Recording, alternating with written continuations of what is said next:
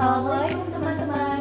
Perkenalkan, saya Ayu Nurjana dan rekan saya Alwafa Rekening Anita Setiawan. Kami adalah mahasiswi Magister Piaud UIN Sunan Kalijaga, Yogyakarta. Pada kesempatan kali ini kita akan membahas topik yang sangat menarik, yaitu tentang Kewirausahaan. Nah, teman-teman semua pasti sudah tidak asing lagi ketika mendengar kata kewirausahaan. Apa nih yang muncul di benak teman-teman ketika mendengar kata kewirausahaan? Apakah dagangan, orang yang jualan, atau cara untuk mendapatkan cuan? pada zaman ekonomi digital seperti saat ini, istilah kewirausahaan sudah sering kali kita dengar. Kegiatan kewirausahaan itu sendiri sangat banyak sekali, mulai dari usaha kecil-kecilan seperti bisnis online pakaian, makanan, atau jasa, hingga yang besar seperti Gojek, Ruang Guru, dan masih banyak lagi. Menurut Kak Wafa sendiri nih, apa sih makna dari kewirausahaan? Jadi, kewirausahaan itu sendiri adalah padanan dari kata entrepreneurship dalam bahasa Inggris, entertainment dalam bahasa Jerman, dan ondernemen dalam bahasa Belanda. Entrepreneurship berasal dari kata Jerman yaitu entreprende, yang berarti petualang, pengambilan resiko, kontraktor, pengusaha, dan pencipta yang menjual hasil ciptaannya. Nah, dalam bahasa Indonesia, kewirausahaan itu berasal dari kata wira, yang artinya pejuang, pahlawan, orang yang berbudi luhur, dan berwatak agung. Nah, sedangkan kata usaha itu sendiri yaitu suatu perbuatan amal, bekerja, dan berbuat sesuatu. Menurut Kak Ayu sendiri, apa sih hakikat dari kewirausahaan itu? Nah, jadi hakikat kewirausahaan Kak Wafa ada 6 konsep utama atau hakikat pentingnya, yaitu yang dimana yang pertama, kewirausahaan adalah suatu nilai yang diwujudkan dalam perilaku yang dijadikan daya sumber, tenaga penggerak, tujuan, siasat, kiat, serta hasil bisnis. Kemudian yang kedua, kewirausahaan adalah suatu kemampuan untuk menciptakan sesuatu yang baru dan berbeda, ability to create the new and different. Kemudian yang ketiga, kewirausahaan adalah suatu proses penerapan kreativitas dan inovasi dalam memecahkan persoalan dan menemukan peluang untuk memperbaiki kehidupan. Kemudian yang keempat, kewirausahaan adalah suatu nilai yang diperlukan untuk memulai suatu usaha, startup place, dan perkembangan usaha, venture growth. Kemudian yang kelima, kewirausahaan itu adalah proses untuk mengerjakan sesuatu, yaitu kreatif, dan sesuatu yang berbeda, inovatif, serta menghasilkan manfaat yang lebih. Kemudian yang keenam, kewirausahaan adalah usaha untuk menciptakan nilai tambah dengan jalan mengkolaborasikan sumber-sumber dengan cara yang berbeda. Nah, misalnya nih Kak Wafa, kita kan saat ini pasti sudah tidak asing lagi dengan gadget, kemudian kecanggihan teknologi dari yang kecil sampai orang tua. Apalagi kita baru saja menghadapi pandemi COVID-19 yang dimana semua kegiatan kita yang awalnya itu secara langsung itu beralih fungsi menjadi secara daring atau online gitu. Nah, begitu juga dengan usaha yang awalnya kita itu bertemu dengan pembeli, bertemu tatap muka face to face, itu beralih secara daring. Yang jualan makanan langsung sekarang menjadi makanan online, pakaian online gitu. Nah, itu adalah salah satu memanfaatkan sumber-sumber dengan cara yang berbeda, itu dengan cara daring. Jadi kita itu tidak perlu memerlukan modal yang besar lagi untuk nyewa toko, untuk misalnya nyewa lapak. Kita cukup mengandalkan rumah gitu. Nah, jadi dari 6 hakikat tadi bisa kita simpulkan bahwasanya kewirausahaan adalah suatu kemampuan kreatif dan inovatif, create and different, yang dijadikan sebagai kiat dasar sumber daya, proses, dan perjuangan untuk menghasilkan nilai tambah baik itu barang maupun jasa, dan kita berproses dengan melakukannya sekuat tenaga, berani menghadapi resiko yang menghadang di depan. Seperti itu Kak Wafa. Ya, tepat sekali Kak Ayu. Jadi dalam kewirausahaan itu sendiri intinya adalah create new and different. Nah, dalam pelaksanaannya di Kak Ayu, ternyata terdapat perbedaan loh antara kata entrepreneur, entrepreneurship, dan entrepreneurial. Apa sih perbedaannya? Kalau entrepreneur sendiri itu adalah mengacu pada individu yang melakukan perubahan, sedangkan entrepreneurship mengacu pada proses atau kemampuan individu untuk mengubah ide ke dalam tindakan melalui kreativitas dan inovasi. Dan yang terakhir, entrepreneurial mengacu kepada sikap, keterampilan, dan perilaku dalam melakukan perubahan. Oh, seperti itu ya Kak Wafa. Rupanya beda ya antara entrepreneur, entrepreneurship, dan entrepreneurial. Oh, seperti itu. Nah, selanjutnya nih Kak Wafa, kita tahu kewirausahaan itu memiliki sebuah konsep yang tak lepas dari yang namanya kreatif dan inovatif. Nah, dimana di situ kita kan dituntut untuk berpikir kreatif dan bertindak inovatif.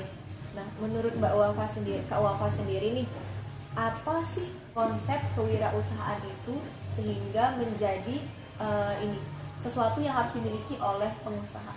Ya, jadi menurut Mardiana dalam bentuk kewirausahaan, konsep dari kewirausahaan itu sendiri ada dua. Yang pertama yaitu peluang. Nah, peluang adalah sebuah kesempatan yang dimiliki oleh semua orang yang mempunyai jiwa kreativitas dalam dirinya untuk memulai usaha. Dengan adanya peluang, seorang wirausahawan tentunya dapat berbagai macam aktivitas kewirausahaan. Nah, yang kedua yaitu kemampuan menanggapi peluang. Nah, kewirausahaan sangat berkaitan dengan kemampuan atau kecakapan dalam menanggapi peluang usaha.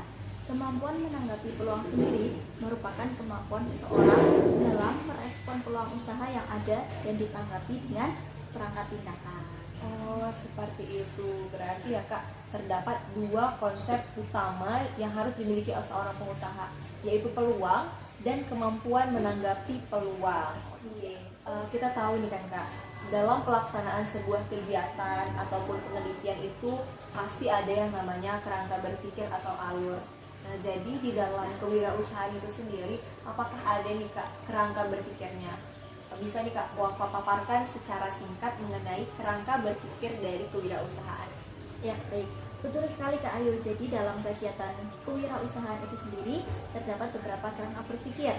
Nah, ada 3 kerangka berpikir. Yang pertama, pola tanggapan, pola peluang, dan yang terakhir adalah hasil usaha. Nah, pola tanggapan itu sendiri dibagi menjadi 2 bagian. Yang pertama, karakteristik perumahan, dan yang kedua adalah karakteristik kelompok sosial.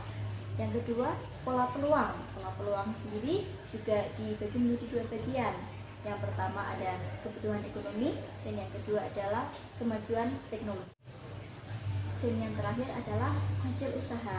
Nah, dalam hasil usaha itu sendiri juga dibagi menjadi beberapa bagian. Di antaranya ada tepat guna, hemat usaha, dan yang terakhir adalah unggul mutu. Nah, Kak Ayu, sebagai wirausahawan kita juga harus memiliki beberapa perilaku nih. Di antaranya yaitu mendirikan, mengelola, dan juga mengembangkan. Oh, seperti itu ya Kak kerangka berpikir dalam kewirausahaan. Ada 3 tadi teman-teman, ada pola tanggapan, pola peluang, dan hasil usaha. Dan yang paling penting, setiap wirausaha itu punya perilakunya. Kita semua tahu bahwa tidak akan ada asap jika tidak ada api. Begitu juga dengan saat ini, tidak akan ada kewirausahaan jika tidak ada sejarah. Jadi Kak Ayu boleh diceritakan bagaimana sih sejarah lahirnya kegiatan kewirausahaan itu sendiri? Oke, baik. Saya akan mencoba memaparkan Kak Wafa sejarah singkat atau kewirausahaan jika ditinjau dari perspektif kewirausahaan. Nah, jadi wirausaha itu sudah dikenal sejak abad ke-18, yaitu diperkenalkan oleh seorang pria peranakan Inggris-Perancis bernama Richard Cantillon pada tahun 1755.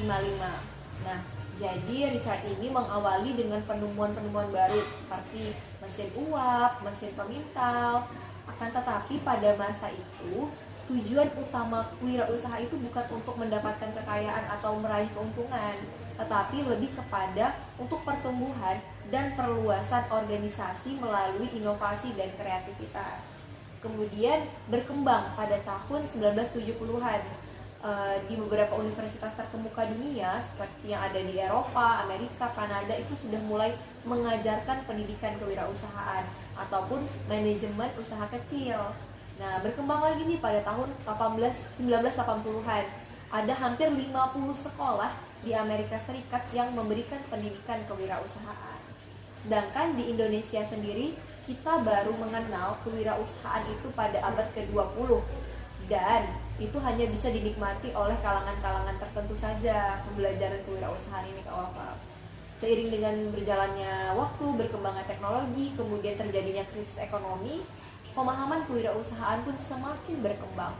Mulai dari pendidikan formal, informal, kemudian pelatihan-pelatihan, hingga saat ini bisa dirasakan oleh semua lapisan masyarakat. Sudah bisa nih berwirausaha, menerapkan wirausaha, seperti itu. Nah, jadi intinya sejarah ini dia berkembang sampai sekarang kita bisa merasakannya, Kak Wafa, Gitu. Oke, baik. Sangat menarik sekali ya perbincangan kita pada hari ini. Benar. Nah, sebelum kami menutup podcast singkat ini, saya ingin Kak Wafa dulu nih coba sampaikan closing statementnya tentang kewirausahaan. Ya, jadi kewirausahaan itu sendiri kan identik dengan kreativitas ya, seperti yang sudah kita bahas tadi, create new and different. Jadi kita sebagai seorang wirausahawan juga harus siap atas resiko yang kita hadapi sebagai usahawan sendiri. Iya, benar. Saya sependapat sekali dengan closing statement dari Kak Wafa. Nah, kalau dari saya, teruslah mencoba, jangan takut gagal, karena kegagalanmu adalah awal dari kunci keberhasilanmu. Oke teman-teman, terima kasih atas perhatiannya. Thanks for watching. Wassalamualaikum warahmatullahi wabarakatuh.